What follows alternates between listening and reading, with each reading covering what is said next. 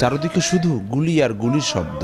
রাস্তায় লাশ হয়ে পড়ে আছে কারো ভাই, কারো সন্তান, আবার কারো স্বামী। কেঁপে উঠছে এলাকা।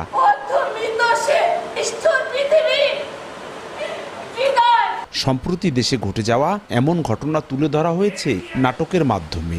সোমবার সন্ধ্যায় মঞ্চায়িত হলো নাটক লাশের দেশে। মাদারীপুর জেলা শিল্পকলা একাডেমির হলরুমে নাটকটি দেখতে ভিড় জমায় শিশু কিশোর সহ নানা বয়সের মানুষ।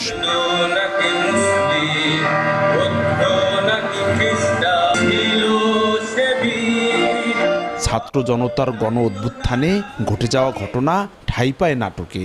সেখানে ফুটিয়ে তোলা হয় স্বৈরাচারী সরকারের অত্যাচারের গল্প।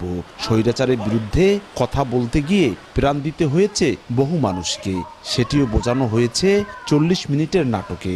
এমনকি বৈষম্য বিরোধী ছাত্র আন্দোলনে জনতার উপর কিভাবে পুলিশ গুলি বর্ষণ করেছে তাও বর্ণনা করা হয়েছে। নিউ সানসিল্ক ব্ল্যাক শাইন, নজর কাড়া শাইন চুলের নাম্বার 1 চয়েস। অত্যন্ত একটি বাস্তবমুখর নাটক, যেটা ঘটে গিয়েছে আমাদের ছাত্র আন্দোলনে, সেটি এখানে ফুটিয়ে তুলেছে শিল্পীরা। আমরা ফ্যামিলি নিয়ে আসছি নাটকটা দেখতে। নাটকটা আমাদের খুব ভালো লাগছে। বৈষম্য বিরোধী আন্দোলনের উপর নির্মাণকৃত এই নাটকটি খুব সুন্দর হয়েছে। কেউ ভাই হারাইছে, কেউ বাবা হারাইছে, কারো সন্তান হারাইছে, এইটাই এখানে তুলে ধরছে। আমরা দেখছি, ভালো লাগছে অনেক। ভবিষ্যৎ বাংলাদেশ গড়ার জন্য এই নাটকটা উপযোগী। নতুন গল্প নিয়ে লেখা নাটকটিতে অংশ নিতে পেরে খুশি শিল্পীরা। জানান ভালো লাগার কথাও। ছাত্র জনতার যে একটা বিপ্লব হয়েছে, এই বিপ্লবে যে ক্ষয়ক্ষতি হয়েছে ছাত্র জনতাদের, এইটার উপর ভিত্তি করেই এই নাটকটা। আমরা সর্বোচ্চ চেষ্টা করেছি অভিনয়ের মাধ্যমে দর্শকদেরকে আনন্দ দেওয়ার জন্য। গণ অভ্যুত্থানের যে একটা ব্যাপার, সেটা আমাদের মাধ্যমেই আমরা সবার কাছে পৌঁছে দিতে পেরেছি। দেশে ফ্যাসিবাদী শাসনে ঘটে যাওয়া সব ঘটনা তুলে ধরার পাশাপাশি বিভিন্ন দেশের স্বৈরাচারের গল্প রয়েছে নাটকটিতে। পাশাপাশি 5 আগস্টের গণ অভ্যুত্থান ও তার আগের ঘটে যাওয়া ঘটনা নতুন প্রজন্ম যেন ভুলে না যায়, এজন্য নাটকটি লেখা হয়েছে বলে জানান নাট্যকার।